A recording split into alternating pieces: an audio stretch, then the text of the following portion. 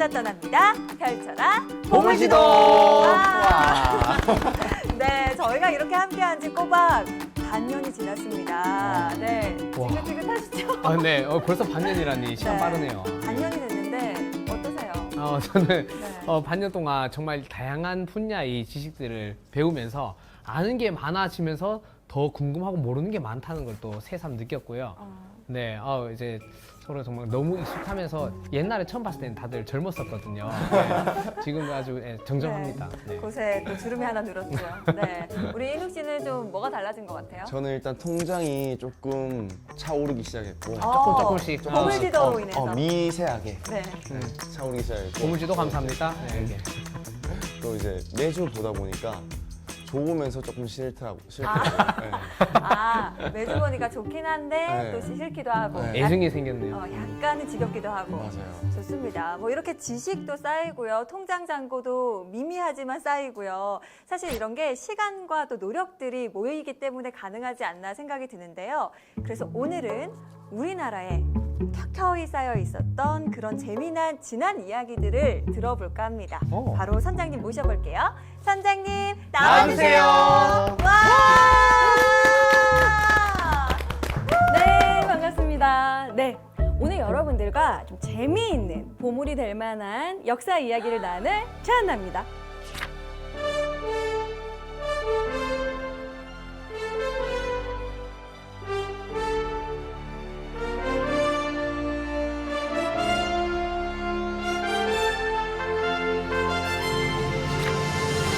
반갑습니다. 저 또 역사 이야기라길래 네네. 또 아저씨일 줄 알았는데 깜짝 놀랐어요. 아저씨라니요. 왜냐면 예전에 또 우리 역사학자 선생님도 네. 나오셨었는데 아니 지금 그 역사학자님께서 보실 수도 있는데 우리 예전 선장님이 보실 수도 있는데 아저씨라니요. 전 아저씨 좋아합니다. 네.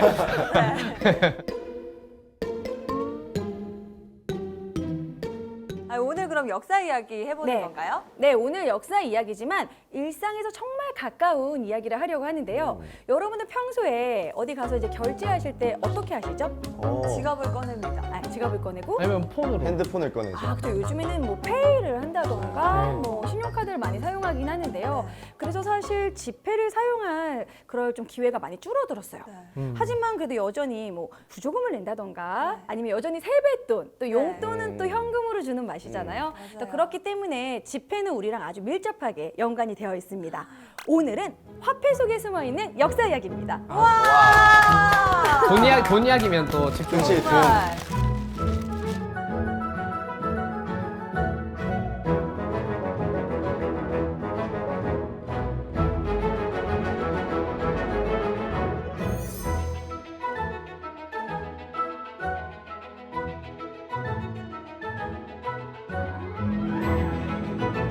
잘 알아가야겠다. 네. 또 우리 화폐 좋아하시거든요, 인욱 씨께서. 그래서 오늘 듣고 제대로 잘 계신가요?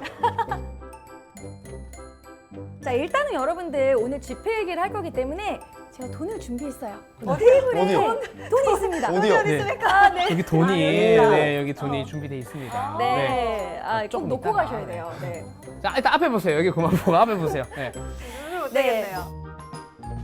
지금 여기는 화폐 중에서 적은 단위부터 좀 제가 소개를 해드릴 건데요. 일단 먼저 바로 100원입니다. 100원. 100원. 네. 근데 사실 100원 여러분 평상시에 보시나요? 요즘 많이 못 봤을 것 같아요. 맞아요. 이게 동전으로 계산할 때가 사실 네네. 요즘 잘 없는 것 같아요. 그쵸. 이게 네. 동전 갖고 내기 귀찮으니까 보통 카드로 요새는, 하잖아요. 네, 동전 잘 쓰진 않는데 네. 가끔 당근마켓에 몇 년도 동전 좀 더 귀하고 뭐 좀 비싸게 파는 그런 거리가 맞아요. 보이더라고요. 본인 생일 연도 이렇게 좀 갖고 있으면 좋다 이런 얘기도 있고요. 저는 이 100원짜리를 보면 학창 시절이 생각이 나요.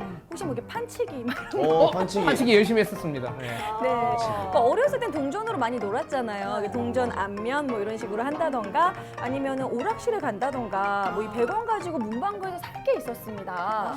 그렇죠. 근데 요즘에는 100원의 행복이 없죠. 요즘 100원으로 살 수 있는 게 사실 많이 없어졌죠. 맞습니다. 네. 자, 일단은 100원 이야기 먼저 하려고 하는데요. 오. 자, 100원의 앞면에는 누가 있을까요? 우리 이순신 이순신. 장군님. 맞습니다. 근데 이게 앞면이에요. 이게 뒷면 아니에요? 이게 앞면이죠. 그림이 있는 게 앞면 아닌가요? 네, 우리 선장님 그거부터 저희는 가르쳐 주셔야 됩니다. 제가 그걸 어디가 모르는데? 앞면이고 어디가 뒷면인지.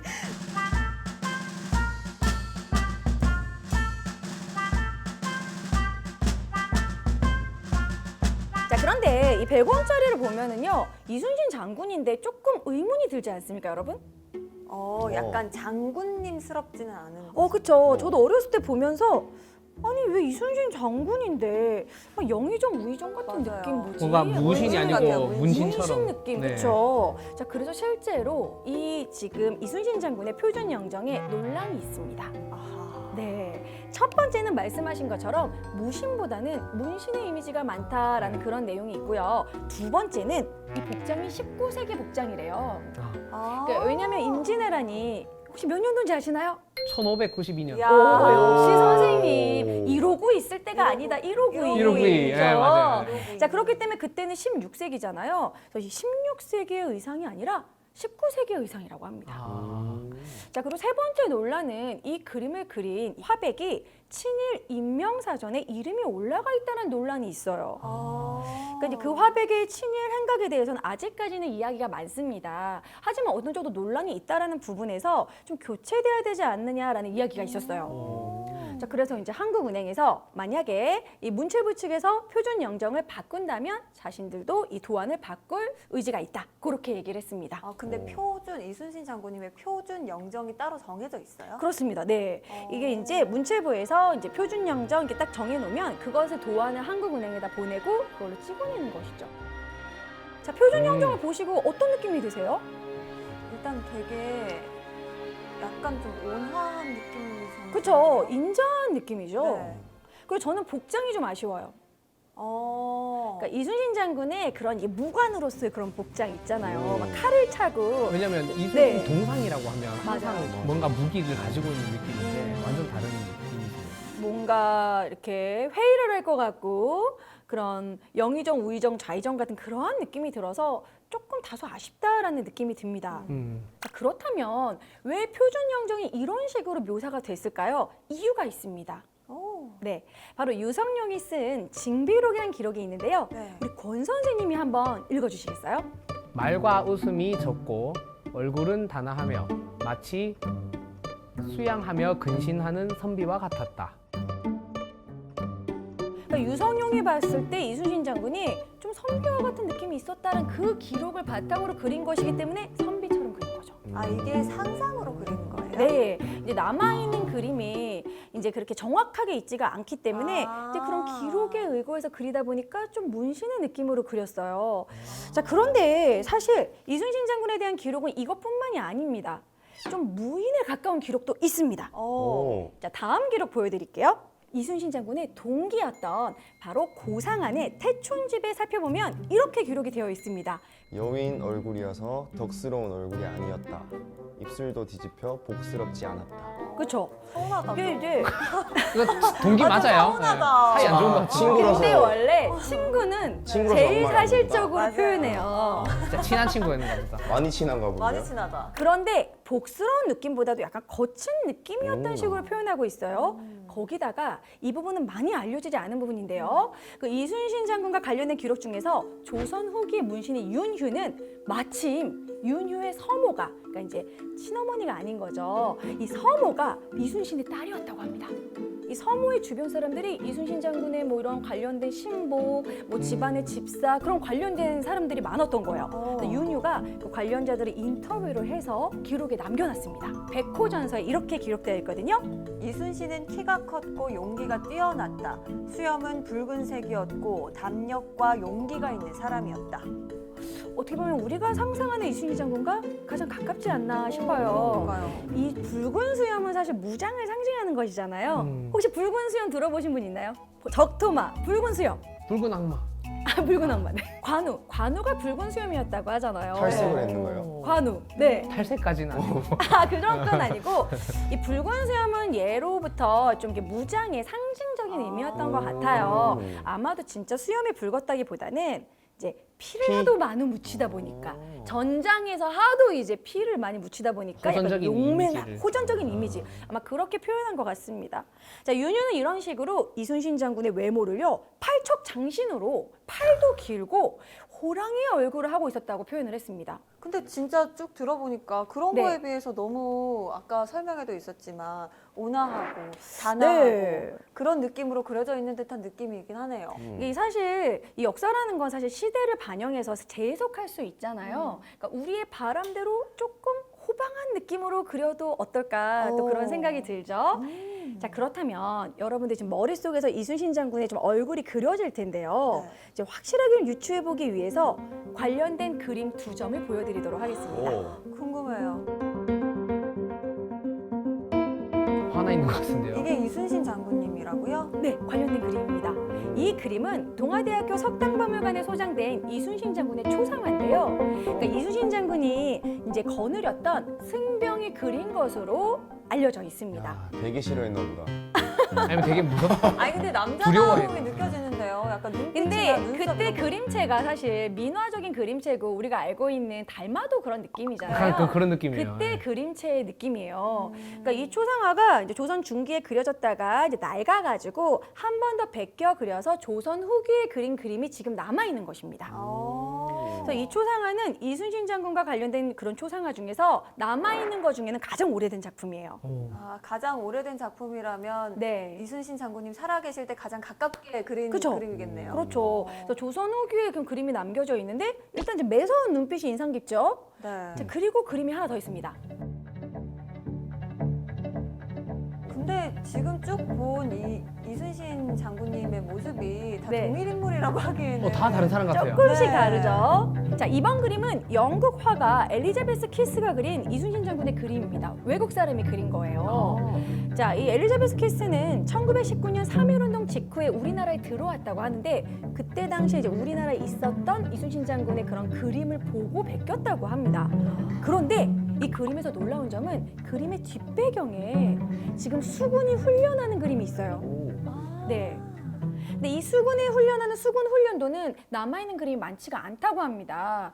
여러분 혹시 그 이순신 장군의 거북선이 정확한 그림이 없다라는 거 혹시 들어보셨나요? 없어요. 정확한 네, 그림이 없어요? 확실한 그림이 없어서 일본 측의 그림, 뭐 중국 측의 그림, 우리가 가지고 있는 그림으로 유추한 그림이지 이것이 완벽한 거북선이다라는 그러한 뭐 이렇게 조립식, 뭐 이렇게 해체도 이런 게 없다고 해요. 맞아요. 그래서 네. 이게 거북선이 2층 구조냐, 단층 맞아요. 구조냐 이것도 되게 논란이 많잖아요. 오히려 거북선은 그 일본 기록에 더욱더 막 판타지적으로 그려져 있습니다. 왜냐면 본인들이 한산도 전투에서 너무 크게 졌잖아요. 당한 그러다 기억으로. 보니까 돌아가서 잠수함이었다. 복카이센 막 이러면서 이거는 괴물이었다 막 이런 식으로 너무 그렇게 과장해서 그려놨기 때문에 사실 이게 정확한 그림이 없는데 지금 수군의 훈련도가 그려져 있다라는 부분에서 아주 가치가 있는 그림이고요. 그리고 엘리자베스 키스가 도대체 어떤 그림을 보고 이렇게 그렸을까라는 이야기를 해보면 그때 당시 이제 일제 강점기잖아요. 1920년에서 30년 정도에 이제 그런 영국 사람들, 프랑스 사람들이 한산도 쪽에 풍경이 좋으니까 그쪽에 피서를 많이 갔대요. 자, 그러다 보니까 한산도는 또 통영이 또 가깝고 그러다 보니까 이순신 장군에 관련된 뭔가 그림을 접하고 따라 그리지 않았을까 그렇게 유추하고 있습니다. 그 그림이 지금까지 이렇게 내려오고 있는 네. 거예요? 보시면 아까의 그림과 이 눈매 부분이 좀 매섭잖아요. 네. 그러니까 호방한 그림. 앵그리버드. 약간 이제 김범수 씨의 그런 눈매. 어. 그리고 오. 좀, 네, 그리고 긴 수염, 이런 부분이 공통점이고, 오히려 이 두 개의 그림은 무인으로서의 그런 이순신 장군의 모습이 좀 나타나지 않나. 네. 이렇게 좀 상상을 할 수 있겠죠. 확실히 이제 외구들이 보고 무서워했을 것만 같은 그쵸. 그런 모습이에요. 자, 그래서 이러한 이 초상화를 좀 참고해서 새롭게 표준 영정을 그려보는 건 또 어떨까, 또 이런 생각을 해봅니다.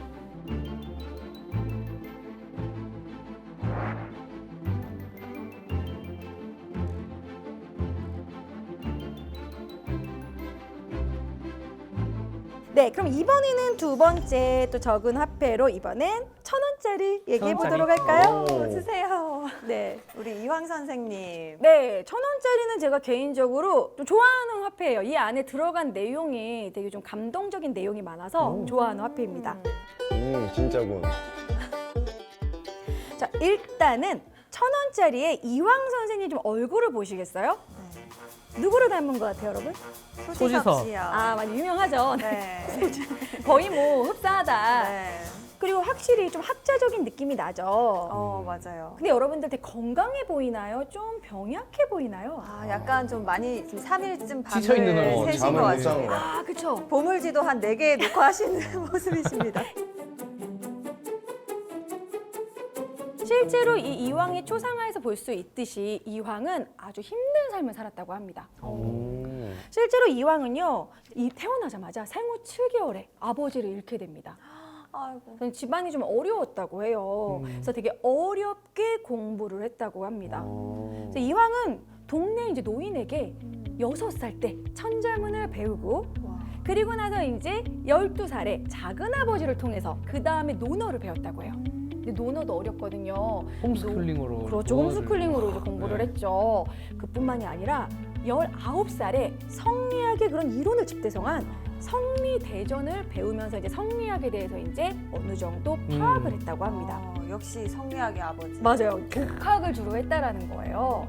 자, 거기다가 이제 이 이황이 20살 때 주역이라는 성리학에 빠져서 너무 공부에 몰두한 나머지 식음을 전폐하고 거의 2, 3일을 잠도 자지 않으면서 공부를 했는데 이때 공부를 너무 열심히 한 나머지 병을 얻고 그게 평생을 갔다고 합니다.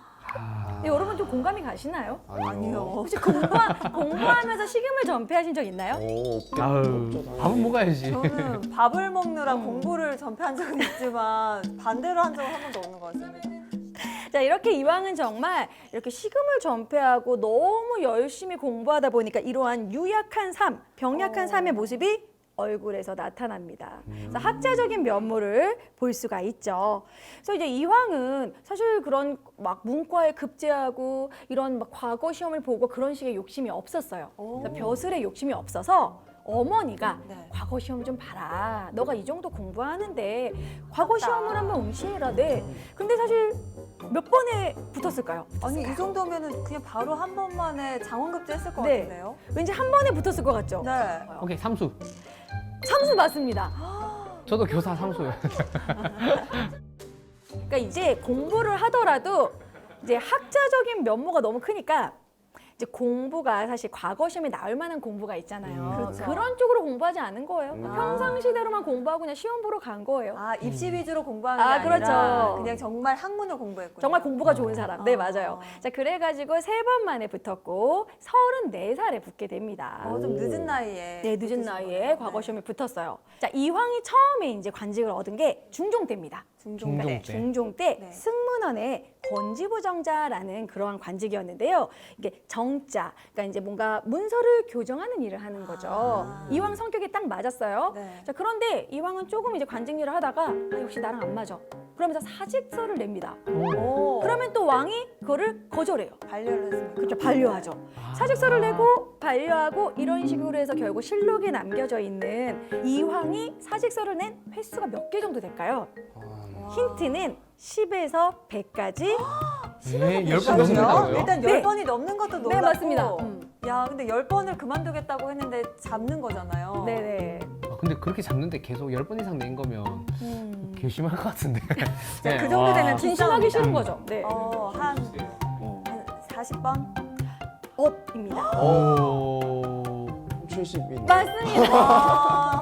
아니 70번을 역시. 사직서를 냈다고요? 네. 그러니까 70번이 기록에 그 실록에 기록된 공식 기록만 70번이고요. 비공식 기록까지 90번이라고 합니다. 아, 말까지. 아니, 나 그 그만둘 거야. 그 안 돼. 정도면 중종님께서 네. 임금님께서 놔주실 법도 한데 그러니까요. 네, 많이 집착하셨나 봐요. 집착이다, 아무래도 집착. 이 정도면 이제 집착이네. 이황의 이런 학자적인 면모와 너무 일을 잘하니까 인재를 잃을 수 없다 뭐 그런 마음도 있었고, 그래서 이황은 차라리 이제 조정의 그런 중요 관직은 있지 않고 괜히 이제 지방으로 돌고 막 그런 식으로 하면서 막 사직서를 또 내고 반려하고 이런 식의 줄다리기가 이황이 죽기 전까지 계속됐다고 해요. 우리는 사직서 내면 바로 접수될 것 같은데. 땡큐.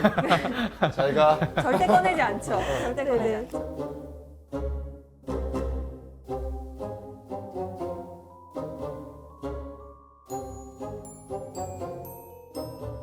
자, 그럼 여러분들이 직접 찾아보시는 퀴즈가 있습니다. 이건 나중에 여러분들 주변 사람들한테도 한번 써먹어 보세요. 네. 자, 우리 시청자분들도 천원권의 뒷면을 보시고 뒷면에 그림이 있죠. 네. 네. 자, 이 그림은 바로 겸재정선이 그린 그림입니다. 조선 후기의 진경산서로 유명한 화가인데요. 자, 이 그림은 바로 개상정거도라는 그림인데 개상정거도란 뜻이 권자에서 물러나서 이렇게 막 냇물이 흐르는 곳에 고요히 앉아서 산다라는 그런 뜻이에요. 그러니까 이왕의 삶을 나타낸 그림인데 이 그림 안에 이황 선생님이 있습니다. 예? 이왕 네. 선생님이 있어요? 계시다고요? 찾아주세요. 자, 우리 시청자분들도 뒷면을 진짜요? 보시고 여기 이황 선생님이 어디 있을까? 찾았습니다. 권 선생님 찾으셨나요? 근데 중간에 건물 안에 공부하고 눈 계시네요. 좋으시네요. 예, 똑바로 이렇게 앉아 있네요. 이거 약간 시력 테스트예요. 예, 똑바로 앉아 아까 있네. 전에 대충 봤을 때 없었거든요. 지금 보니까 있어요. 아, 그런가 보다. 어. 이게 이게 바로 들어오셨다. 와. 역사는 아는 대로 보인다. 오. 역사는 아는 만큼 보인다는 이런 교훈이에요. 아까 그냥 분명히 봤을 땐 뭐 없었는데. 없어요. 근데 근데 안에 사람 있는 줄 진짜 오늘 처음 봤어요, 저도. 그렇죠. 이야. 너무 귀엽게 그려져 있지 않나요? 네. 근데 지금 이 그림을 보면 여기가 이제 도산서원 근처거든요. 과거에는 천원 뒷면에 도산서원이 있었어요. 근데 지금은 이제 그림이 바뀌었죠. 근데 이 그림을 보면 정말 고즈넉하게 이 시냇물이 흐르고 이런 조그만 이런 누각에 앉아가지고 책을 보고 있는 여유로운 이황 선생님의 모습이 느껴지죠. 네. 그래서 이게 정말 권자에는 관심이 없는 그런 느낌. 초야에 묻혀서. 자, 이렇게 이제 시력 검사 끝났으면은 그럼 다시 앞면으로 와서 앞면. 여러분들도 좋아하시는 러브 스토리를 얘기해 드리도록 러브 하겠습니다. 스토리. 저는 이 부분을 가장 좋아하는데요. 천원 뒤에 지금 나무가 있는데 꽃이 지금 펴 있죠? 네. 이 꽃 뭘까요? 매화 같습니다. 어떻게 하셨죠? 매화? 이황 선생님 하면 늘 매화가 따라오고. 맞아요. 근데 이황 선생님의 이 매화 사랑은 워낙 유명합니다. 근데 이 매화를 왜 사랑하게 됐는지 그 이야기를 또 러브 스토리가 또 숨어져 있는데요. 그 이황 선생님이 48살에 네. 이제 단양군수로 부임을 합니다. 근데 그때 당시에는 이렇게 군수로 부임을 하고 그러면 이제 군수분의 이제 이런 뭐 살림살이를 좀 봐준다든지 이런 식으로 관기가 이렇게 바로 이제 출동을 해요. 자, 그래서 이 두향이라는 관기를 만나게 돼요. 근데 두향. 두향. 저는 네. 향원입니다. 오, 향자 돌림. 향원. 두향이라는 이름의 그 관기를 만나게 되는데 그때 당시 두향의 나이가 18이었어요. 18. 아, 너무 어리죠. 양랑 48에 30살 차이인데요. 48에 18. 그 20살 차이가 나기 좋게 봤는데. 때문에. 어머, 자, 그치만 먼저 이황 선생님이 다가간 건 아니었습니다. 네. 다행히. 네. 두향이 먼저 이황 선생님을 흠모했다고 해요. 자, 그렇지만 이황 선생님은 너무 나이가 차이가 많이 나니까 계속 거절을 했죠. 네. 그런데 두향이 시도 잘 짓고 글짓기와 가야금에 능한 예인이었기 때문에 똑똑했네요. 어느 순간 서로 시를 주고받으면서 마음의 문을 열고 시로 이렇게 애정을 나눴다고 합니다. 자, 그때 당시의 사랑은 우리가 생각하는 것보다 훨씬 더 플라토닉적인 이제 그쵸. 펜팔 하듯이. 맞아요. 네, 그렇게 이제 시를 주고받으면서 옛날 사람들은 아주 경치가 좋은 곳에 가가지고 시를 이제 지으면 그것에 대해서 화답하고 그런 식으로 연애를 했다고 해요. 단양 팔경을 지나다니면서 그때 이황과 두향이 돌아다니면서 단양 팔경의 이름을 지었다라고 또 그렇게 전해져 있습니다. 네. 자, 근데 이 사랑이 오래가지 못했어요. 9개월 만에 다시 단양에서 풍계군수로 옮겨가게 되는 거예요. 어머. 아, 근무지가 네, 바뀐 거네요. 근무지가 이제 이동하게 됩니다. 장거리 해야 돼요? 네. 근데 그때 당시에는 이제 가기도 힘들고 네. 장거리 연애 너무 힘들었었나 봐요. 네. 롱디는 안 됐나 너무 봐요. 안 됐구나. 네. 네. 자, 그래서 이제 이황이 이제 두향에게 이제 헤어져야 된다. 그렇게 얘기를 했더니 이제 두향이 매화 화분을 주면서 이별의 정표로 보냈다고 해요. 오. 네.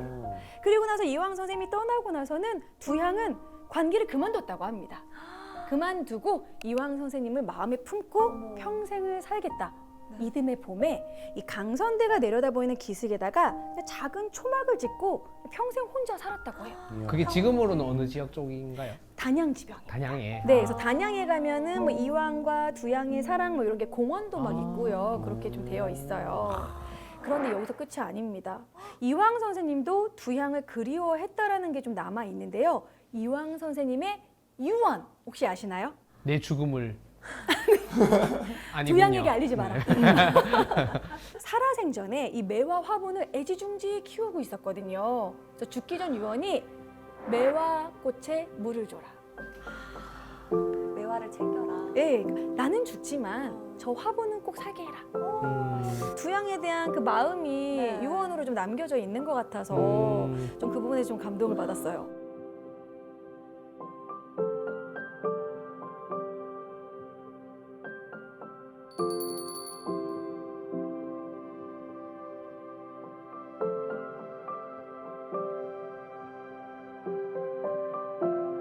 그러면 이제 단계를 넘어가서 우리 한번 오. 화폐 가치를 넘겨서 또 5,000원짜리로 넘어가 오케이. 보도록 할까요? 네. 커진다 커진다. 네, 5,000원. 자, 5,000원. 와. 자, 5,000원짜리는 여러분들 아시다시피 율곡 2입니다. 네. 그렇죠? 율곡 2는 조선시대의 엄친아. 오. 여러분도 혹시 뭐 국가 고시와 관련된 어려운 시험 어떤 거 보신 거 있으신가요? 저희가 직접 본 거예요. 아, 임용고시 한번 본 적 저는 있어요? 임용고시. 임용고시 예. 가셨겠네요. 아, 그렇죠. 고시라는 것이 사실 어렵잖아요. 행정고시, 뭐 사법고시, 임용고시, 사법고시. 근데 이러한 고시를 9번이나 1등으로 합격한 사람이 있습니다. 연달아서. 네, 연달아서. 아, 바로 율곡 2입니다. 이거 진짜 천재네. 그러니까 천재네요. 9번이나 1등을 했기 때문에 구도장원공이라고 불렀어요. 아. 9번이나 구도장원. 장원을 했다. 아. 그래서 사실 그 율곡 2는요, 뭐 율곡 2식 학습법 뭐 이런 식의 내용이 있어요. 경몽요결이라는 초등학생들이나 그 정도 10대 학생들에게 공부하는 방법에 대해서 써놓은 게 있거든요.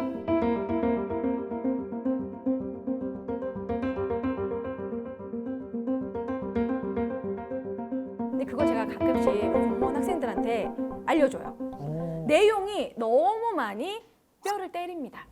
아, 이게 시대를 뛰어넘어서 네. 지금 공부해도 맞아요. 율곡이 공부법은 통한다. 네, 맞아요. 왜냐하면 오. 거기 보면은 공부를 못하는 사람들의 특징이라고 하면서 아, 공부를 에헴. 하기보다는 다른 거에 관심을 가지고, 그러니까 예를 들어 이제 공부해야지라고 하면 책상 정리를 이제 2시간 합니다. 오, 저도 그랬어요. 아니면 두세 개 빠져. 뭐 이런 식으로 뭐 여러 가지 내용이 나오는데 되게 공감이 돼요. 본인이 하려고 하는 공부를 하려는 목표를 잡고 한계를 파야 된다. 막 이런 식의 내용이 나오는데 너무나 좀 뼈를 맞는 느낌이라. 진짜. 네. 이 선생님 티야?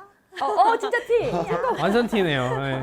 그러니까 어느 정도로 티냐면 이게 좀 어려운 이야기지만 성리학이라는 학문이 뭘까요? 성리학이란. 성리학.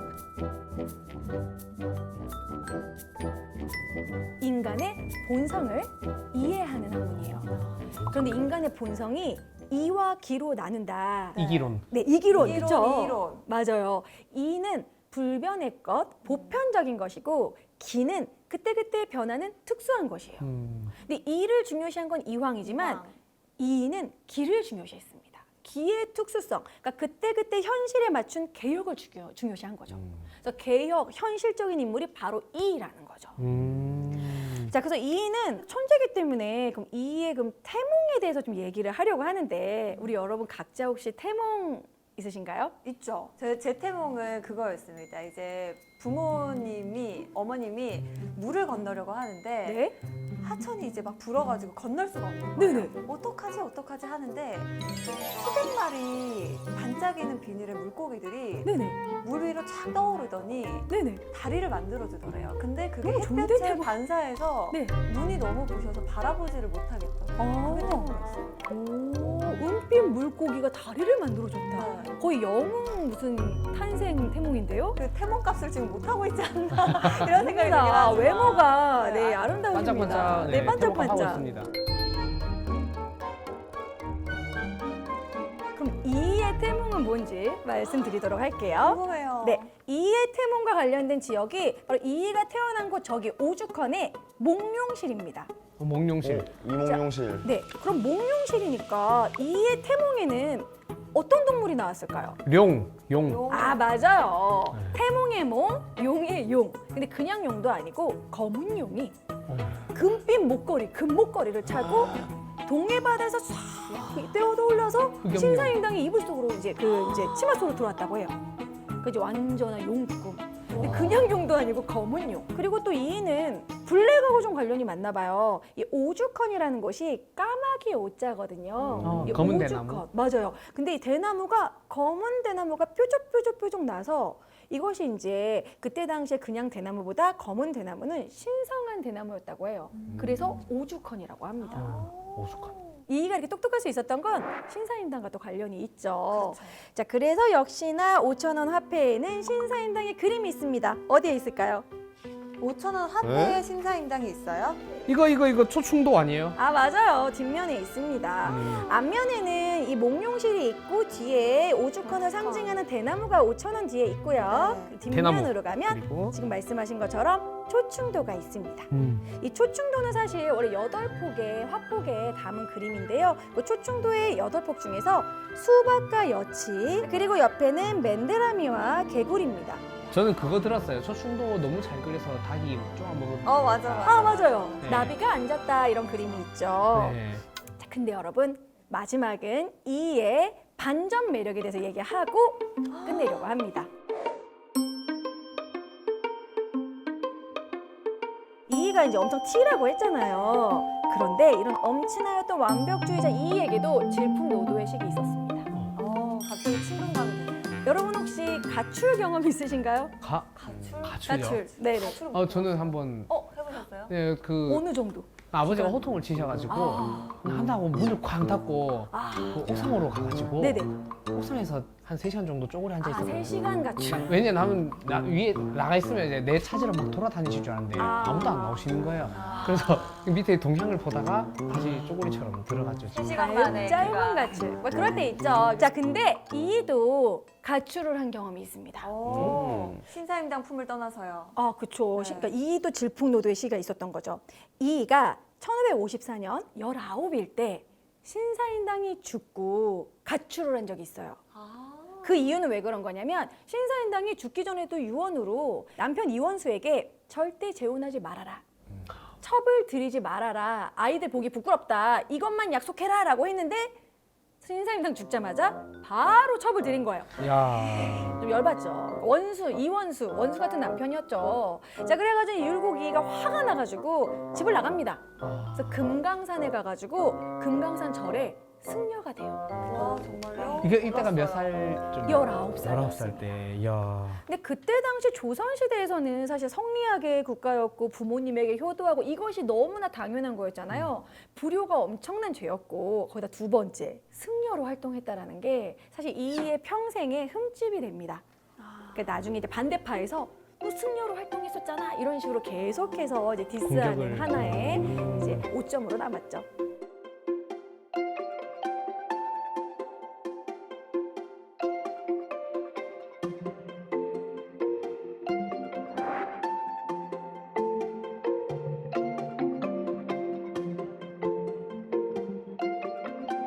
자, 그럼 5,000원 얘기 여기까지 하고 네. 이제 점점 금액을 높여서 야. 10,000원, 대망의 10,000원으로 가볼까요? 만원짜리로. 네. 사실 이 화폐의 주인공에 대해서는 사실 논란이 있고 아쉽다라는 부분이 있지만 10,000원은 모두가 그냥 다 인정하는 분위기입니다. 인정. 네. 왜냐하면 뭐 조선의 대표적인 그런 애민 군주고 또 대표적인 성군이 또 세종대왕이잖아요. 자, 일단 세종대왕의 이 뒷면에는 얼굴 뒤에 배경을 봐주시겠어요? 봉우리가 막 이렇게 있죠? 오봉. 1월 아, 아시죠? 1월 그렇죠. 오봉. 1월 오봉도. 1월 오봉도는 왕 뒤에 있는 병풍으로 유명합니다. 그래서 이 1월 오봉도 자체가 가운데 왕이 있어야지만 완성되는 그림이라고 해요. 그래서 왕을 상징하는 그림이기 때문에 뭐 덕수궁에 가신다던가 뭐 아니면 창경궁, 뭐 경복궁에는 뭐 긍정전 거기 꼭 1월 오봉도가 이렇게 있죠. 자, 그럼 1월 오봉도가 있고 그리고 여기 보면은 어딘가 한글이 있을 거예요. 자, 어딘가 이 훈민정음이 있죠? 네. 뒷배경에. 그렇죠. 이 10,000원 뒤에. 근데 혹시 이 10,000원 뒤에 이 훈민정음 어떤 작품일까요? 읽어보시면 뿌리 깊은 나무? 맞아요. 뿌리 깊은 나무. 오, 드라마를 여기서 벌써 만들어 버렸네. 아, 맞아요. 세미 깊은 물. 어. 자, 이런 식으로 용비 어천가가 새겨져 있습니다. 그러니까 이 용비 어천가는 훈민정음을 참제하고 훈민정음으로 최초로 만든 작품입니다. 그러니까 시죠, 시. 아, 그럼 우리 뿌리 깊은 나무를 멋있게 한번 우리 선수님이 네? 멋있는 그런 목소리로 한번 읽어주시겠어요? 뿌리 깊은 나무는 바람에 아니 흔들림으로 꽃 좋고 열매가 많으며 샘이 깊은 물은 가뭄에 마르지 않고 내를 이루어 바다로 간다. 이제 나무가 뿌리가 단단하고 그런 나무는 흔들리지 않는다. 저로 샘이 깊은 물은 마르지 않고 결국 넓게 바다로 간다. 그러니까 이 내용은 결국 조선 건국의 정당성이에요.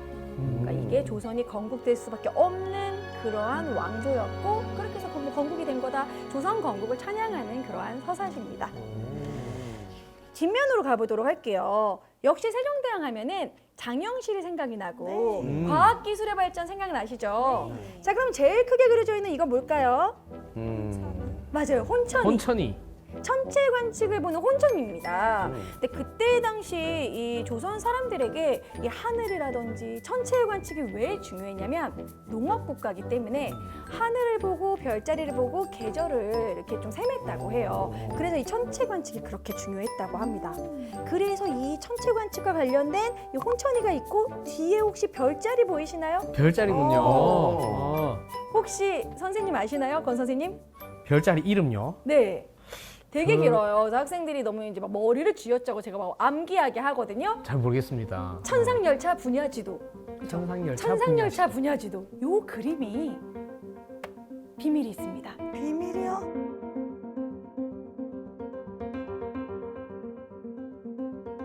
이 천상열차 분야지도는요. 고구려의 천문도를 본따서 그렸다라고 하고요.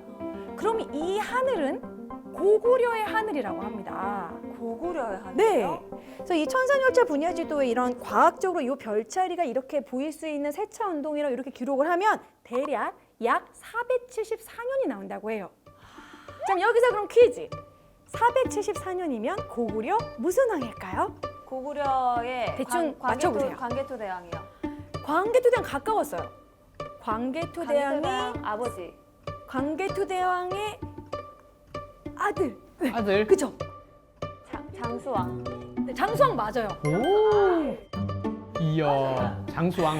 장수왕 때의 고구려의 하늘을 담은 모습이라고 이 별자리가. 그러니까 그렇게 전해져 있습니다. 그래서 고구려의 천문도를 이어서 이제 조선에서 이것을 기록을 한 이 천상열차 분야지도가 쭉 있습니다. 이 고구려는요. 별자리를 되게 잘 봤던 나라였었어요. 그러니까 예를 들어서 거기에 이제 견우직녀도 같은 데 보면 북두칠성이 이렇게 그려져 있고요. 그리고 이 별자리의 이런 동그라미의 크기로 별자리의 밝기를 또 표현했다고 합니다. 오, 북두칠성은 보입니다. 찾으셨나요? 네, 여기 혼천이 요 끝에 쪽에 그런 걸 볼까요? 우와! 북두칠성 국자같이 생겼잖아요. 아, 또 뒤집어진 국자 있네요. 맞아요? 진짜 저는 그건 몰랐지만 맞는 것 같습니다. 우측 상단에 아. 유일하게 아는 북두칠성은 보입니다. 자, 그래서 이렇게 별자리가 있고요. 그럼 별자리와 관련해서 천체와 관련된 옆에 뭔가가 있죠. 전 처음에 대포인 줄 알았어요.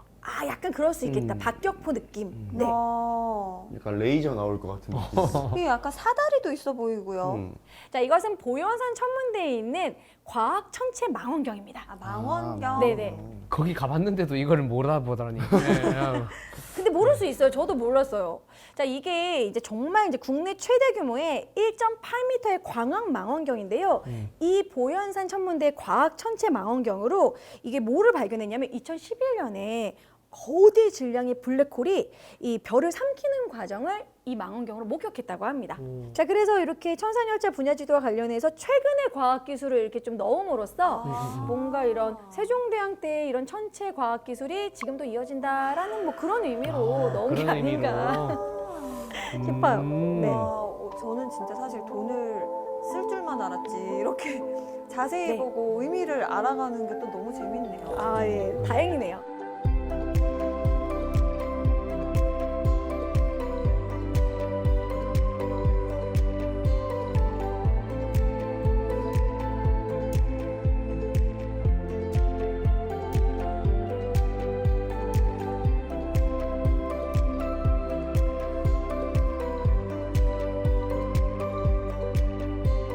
그럼 이제 마지막 심사인당 5만 원으로 가볼까요? 5만 원. 여러분들이 왠지 가져가고 싶은 그런 느낌. 자, 마지막 5만 원. 네. 자, 일단 5만 원권에는 이제 유일한 우리 화폐 속 유일한 여성. 제가 이제 신사인당을 사실 준비한 이유가 있어요. 이 신사인당을 처음으로 5만 원권 화폐로 이제 지정을 했을 때 약간 좀 그런 얘기가 있었습니다. 아니, 여자로 한 것까진 좋은데 왜 현모양처의 상징인 신사임당이냐? 불편하다. 네. 그렇죠. 저도 그 부분에서 좀 심사인당에 대해서 좀 알아봤어요. 그런데 놀랍게도 심사인당은 현모 양처가 아닙니다. 현모양처가 아니라고요? 네. 현모양처의 대명사잖아요. 다 그쵸? 속았네 우리. 오늘 제가 그 부분을 제대로 알려드릴게요, 정말. 그러니까 예를 들어 심사임당이 막 율곡이의를 가르치고 네. 막 어진 어머니 현모는 인정, 네. 현모. 양처가 아니다. 아. 심사임당은 조선시대 기준으로 봤을 때는 네. 오히려 양처가 아니라 악처라는 이야기가 있어요. 어. 사실 이 부분은 심사임당과 이원수와의 관계를 좀 살펴봐야겠죠. 부부 관계를. 일단 먼저 율곡이가 어머니를 좀 칭송하기 위해서 어머니의 평소의 삶에 대해서 이제 그런 얘기를 기록해 놓은 작품이 있습니다. 자, 여기 보시면요. 선비행장이라는 작품이 있어요. 선비 행장에 따르면 아버지는 성품의 기계가 크고 호방하여 재산을 관리하는 것을 알지 못하였으므로 가정 형편이 어려웠다. 경제관념이 아버지. 조금 떨어지셨던 아버지였다. 네, 그러니까 솔직히 좀 돌려서 아버지를 깡네. 그렇죠. 디스했네요. 아버지를 네. 디스한 거죠.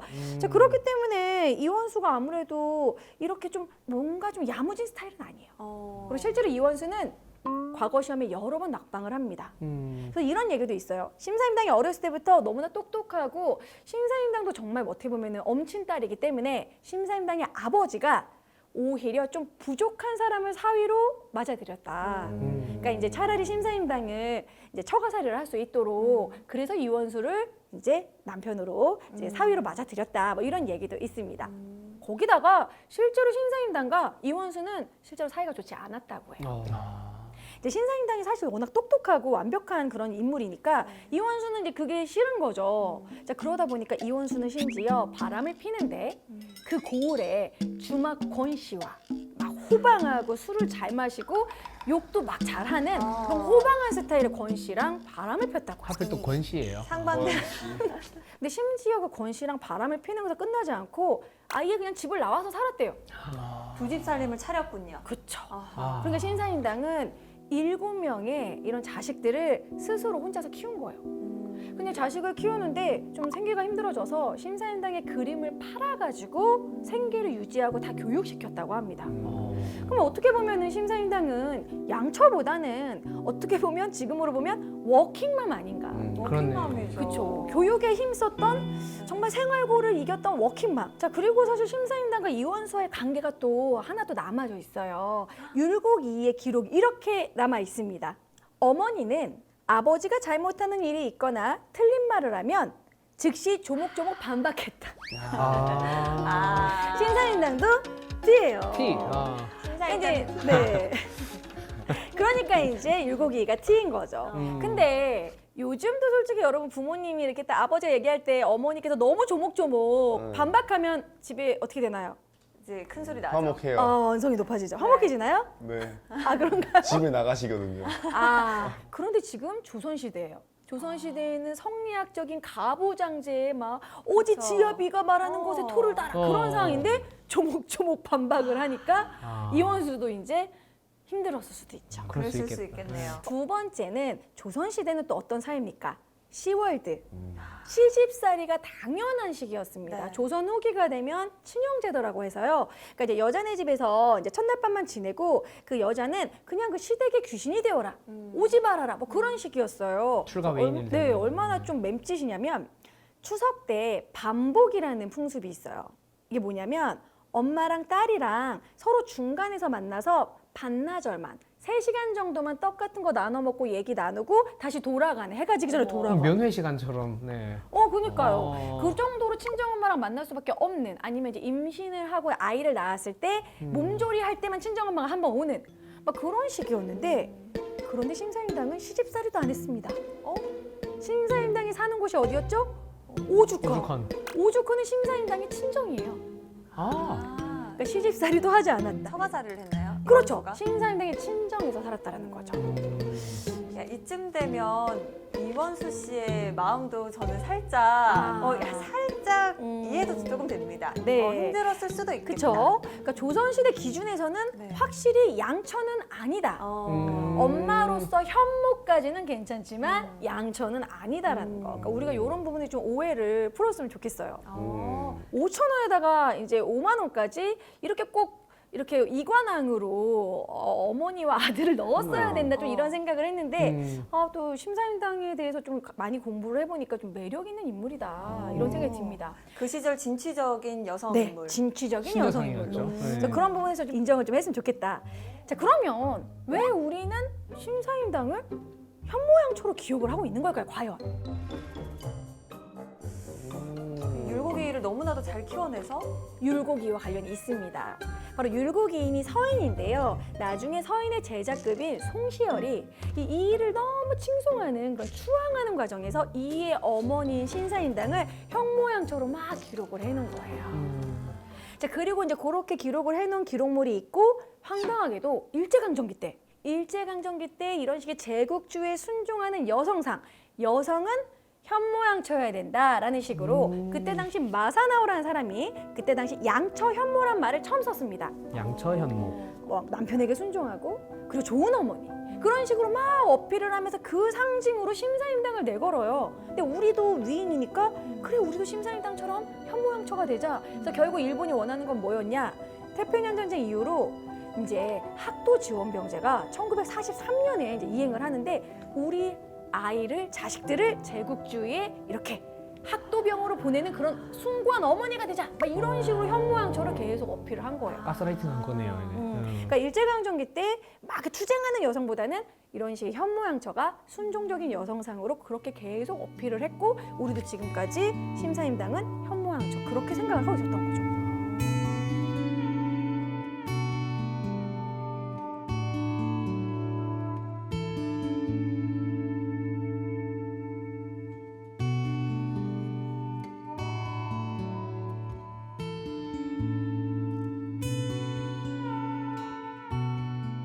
사실 이 뒷면에는요 의외로 신사임당과 관련이 없는 그냥 그 시기의 그림이 그려져 있습니다. 그러니까 같은 시대를 대표하는 그림인데요. 이 조선 중기의 매화 그림 중에 유명한 어멍룡의 월매도입니다. 월매도. 보시면요 쭉쭉 뻗은 월매가 그려져 있는 월매도가 있어요. 요거는 이제 신사임당의 작품이 아니라는 거. 어멍룡의 월매도. 자 그리고 이쪽 옆으로 좀 보면은 풍죽도라는 게 있어요. 이 풍죽도는 이정의 풍죽도인데 약간 비바람이 쳐도 약간 그거를 막 버티는 뭐 그런 식의 풍죽도라고 합니다. 그러면 대나무의 기계를 보여주는 네. 건가요? 그래서 아마도 이 앞에도 이렇게 초충도를 놓고 뒤에도 이 또 심사임당의 그림을 너무 많이 넣으면 조금 너무 한쪽으로 쏠린 것 같아서 이렇게 뒤에는 다양하게. 그때 시대의 다른 그림을 넣은 것 같습니다. 와 이렇게 오. 진짜 5만 원까지 쭉 알아봤는데 네. 저는 정말 이렇게나 돈을 자세히 본 적은 처음이었던 것 같습니다. 네. 그러니까요. 지갑을 꺼내기 바빴거든요. 그렇죠. 아, 네네. 근데 저는 궁금한 게 이제 지폐가 네네. 10만 원권 나온다 이런 말이 있잖아요. 맞아요. 10만 원권 나오면 뭐 김구 선생님 이렇게 위인분들이 거론이 되긴 하던데 네네. 선장님이 보시기에는 어떤 인물이 10만 원권에 그려질까? 네. 일단은 시대가 좀 바뀌었으면 좋겠어요. 너무 조선시대 조선 국한된 위주로. 부분이 있기 때문에 그런데 또 고대 인물은 네. 표현하기가 이제 표준 영정을 좀 표현하기가 힘들고 그래서 저는 근현대사로. 근현대사로 넘어와서 네. 그래서 제가 생각하기에는 안중근 의사, 김구 선생님 뭐 그렇게 생각하고 있습니다. 근데 아까도 살짝 말씀 주시기는 했는데 그 화폐에 들어가는 인물을 정하는 게 딱히 네네. 어떻게 정해진 절차가 있는 건 아닌 거죠. 그렇죠. 그러니까 네. 국민들의 의견도 수렴을 하고 사실 심사임당 부분도 여성이 들어갔으면 좋겠다라는 의견이 이제 많았고 네. 그래서 그 후보군 중에 유관순 열사도 있었고 뭐 장영실 그러니까 신분을 좀 벗어났으면 좋겠다 그런 뭐 의견도 있었고 그 부분에서 이제 서로 얘기를 하는데 어떻게 보면은 10만 원권을 이제는 요즘은 우리가 투표를 하기가 쉽잖아요. 네. 뭐 전자민주주의 이래가지고 대국민 투표로 뽑은 건 어떨까 또 이런 것도 좋은 아이디어일 것 같아요.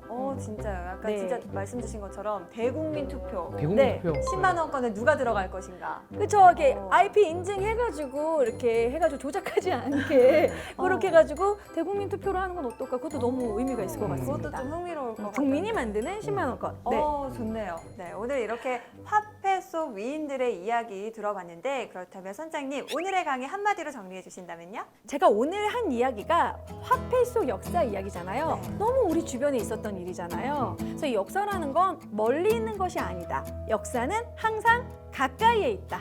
네. 역사는 항상 가까이 있다. 네. 역사는 우리 뒷주머니, 지갑 안에도 있다. 네, 맞습니다. 좋습니다.